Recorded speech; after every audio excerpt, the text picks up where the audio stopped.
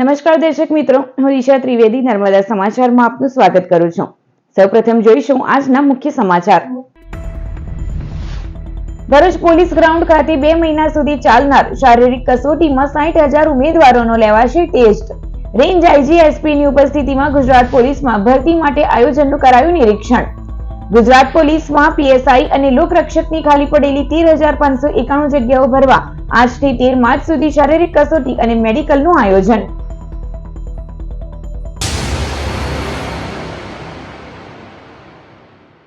ભરૂચ જિલ્લામાં શારીરિક કસોટીનું આયોજન કર્યું છે, જેની તમામ તૈયારીઓ પૂર્ણ કરી દેવામાં આવતા રેન્જ આઈજી સંદીપસિંહ અને એસપી અક્ષયરાજે ગ્રાઉન્ડનું નિરીક્ષણ કરી સૂચનાઓ આપી હતી.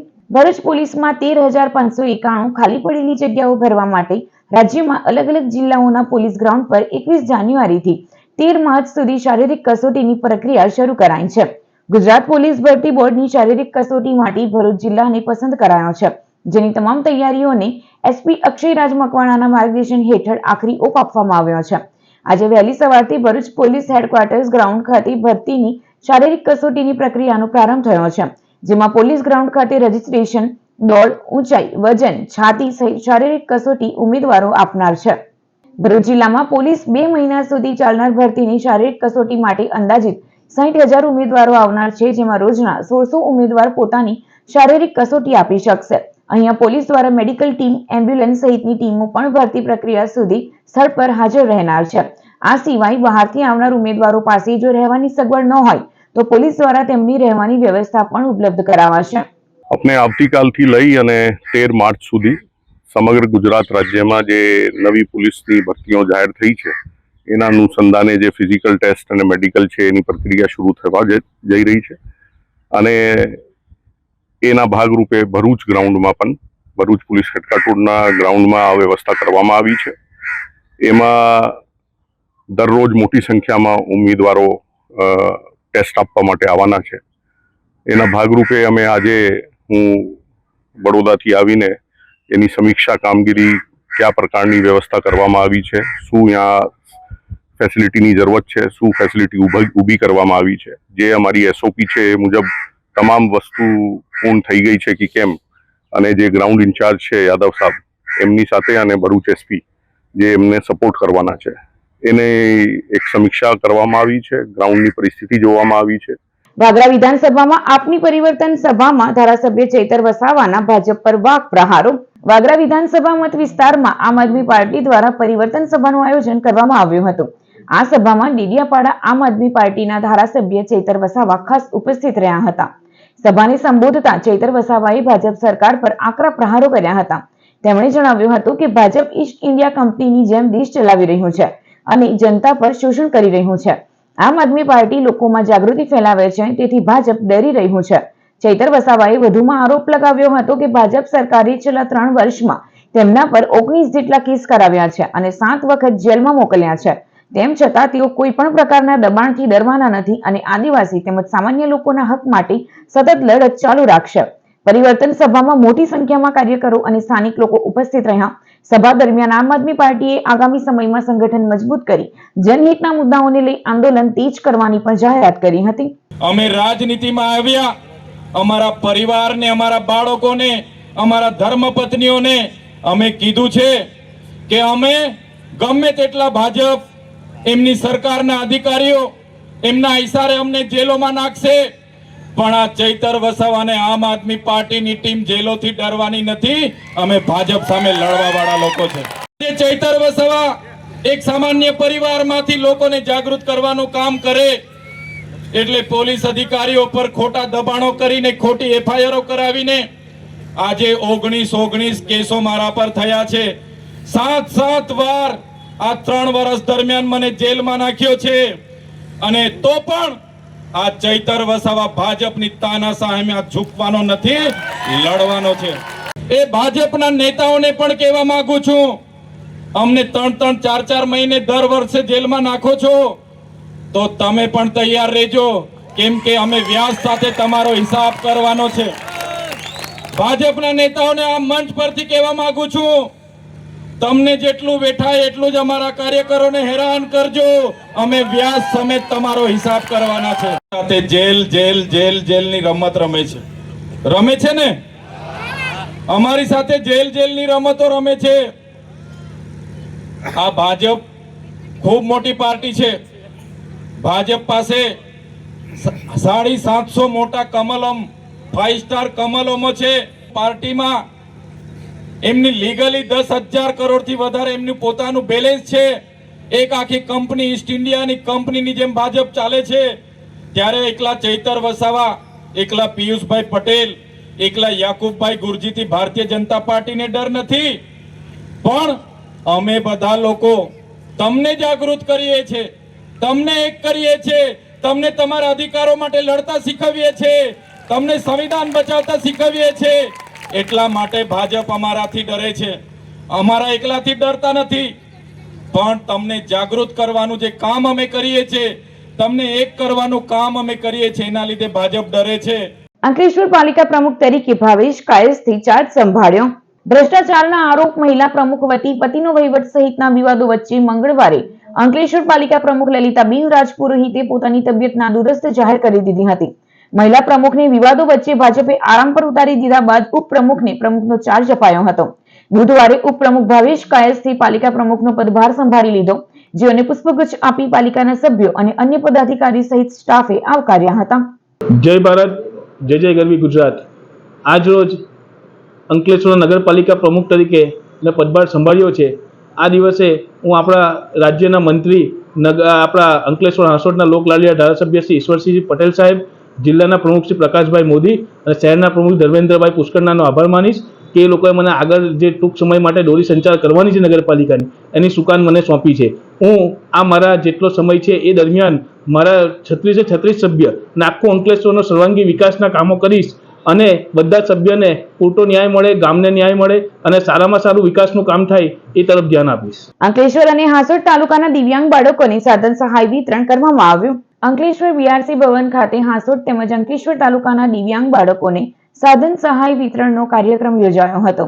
કુલ 94 દિવ્યાંગ બાળકોને ભરૂચ જિલ્લા સમગ્ર શિક્ષા અને ઉજ્જૈનની સંસ્થા દ્વારા 157 અલગ અલગ સાધનોનું વિતરણ કરાયું. નમસ્કાર. આજ રોજ બીઆરસી ભવન અંકલેશ્વર ખાતે અંકલેશ્વર અને હાંસોટ તાલુકાના વિવિધ પ્રકારની દિવ્યાંગતા ધરાવતા દિવ્યાંગ બાળકો માટેના સાધન સહાય વિતરણ કેમ્પનું આયોજન સમગ્ર શિક્ષા ગુજરાત, ભરૂચ જિલ્લો અને એલિમ્કો ઉજ્જૈનના સમગ્ર સંયુક્ત ઉપક્રમે કરવામાં આવેલ છે. જેમાં આજ રોજ અલગ અલગ પ્રકારની દિવ્યાંગતા ધરાવતા બાળકોને વ્હીલચેર, સીપી ચેર, ટ્રાયસિકલ, કાનના સાંભળવાના મશીન, હાથ પગના કેલિપર્સ જેવા અલગ અલગ 94 દિવ્યાંગ બાળકોને 157 સાધનો વિતરણ કરવામાં આવનાર છે. ભરૂચ એસઓજીએ અંકલેશ્વર શહેર એ ડિવિઝન પોલીસ મથકના એનડીપીએસના ગુનાના 3 વર્ષથી ફરાર આરોપીને પકડી પાડ્યો. ભરૂચ એસઓજી દ્વારા અંકલેશ્વર શહેર એ ડિવિઝન પોલીસ સ્ટેશનના એનડીપીએસ ગુનામાં ધરપકડથી બચવા અલગ અલગ જગ્યા બદલી રહેતો વોન્ટેડ આરોપી કેશવ શાંતારામ ઘોટીકરને ઝડપી લીધો છે.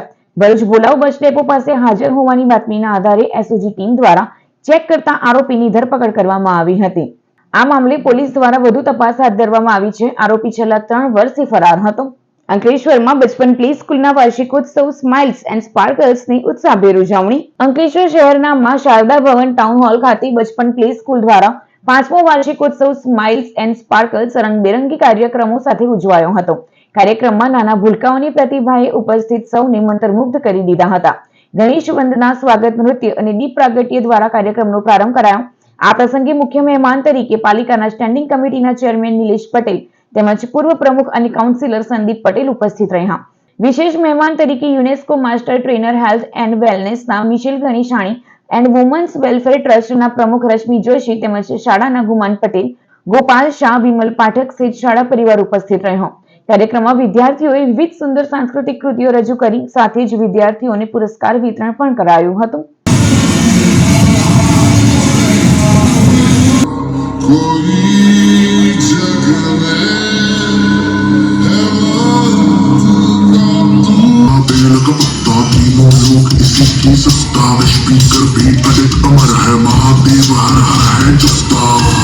અંકલેશ્વરમાં ફાયર સેફટી કર્મચારીઓની સ્પર્ધાત્મક મોક ડ્રીલમાં દેશમાંથી 21 ટીમોએ ભાગ લીધો. અંકલેશ્વર ખાતે દેશભરમાં આવેલી મૂડ યુપીએલ લિમિટેડ તેમજ હાલ સુપરફોર્મ લિમિટેડ કંપનીના વિવિધ એકમો વચ્ચે ફાયર સેફટી કર્મચારીઓની વિશેષ સ્પર્ધાનું આયોજન કરવામાં આવ્યું. આ સ્પર્ધામાં દેશના વિવિધ એકમોમાંથી કુલ 21 જેટલી ટીમોએ ઉત્સાહભેર ભાગ લીધો. અંકલેશ્વર, ઝઘડિયા, વાપી, દહેજ, હાલોલ, કાલોલ, જમ્મુ કાશ્મીર સહિતની ટીમોએ સ્પર્ધા દરમિયાન fire fighting, rescue operation, gas રિસાવ જેવી આકસ્મિક પરિસ્થિતિઓને ધ્યાનમાં રાખી વાસ્તવિક અભ્યાસ આધારિત પ્રવૃત્તિઓ યોજી, જેમાં ફાયર કર્મચારીઓની ચુસ્તતા, કાર્યક્ષમતા, ટીમવર્ક, ઓપરેશનલ તૈયારી તેમજ જોખમ સંચાલન ક્ષમતાનું મૂલ્યાંકન કરાયું હતું. ઇન્ડસ્ટ્રીયલ સેફટી એન્ડ હેલ્થ વિભાગના deputy director SB Pathak, Dinesh Gamit, UPL કંપનીના મુકેશ રાણા, એમડી રાવલ અને ડીપીએમસીના પ્રીતેશ પટેલ સહિત अधिकारियों તેમજ कर्मचारियों उपस्थित रहा. हमारी टीम फर्स्ट टाइम परफॉर्म कर रही है ईआरटी टीम में, जिसमें कि हमेशा लड़के करते थे परफॉर्म. इस बार पहली बार हमारी लड़कियां सब परफॉर्म कर रही है. हमारी टीम का नाम है दुर्गा वाहिनी और हमारा एक ही मोटो है, हमारी छोरी भी छोरों से कम है क्या. हमने इतना अच्छे से ड्रिल कर दिया कि हाँ, हम लड़कों को भी टक्कर दे सकते हैं और हम ये भी कर सकते हैं.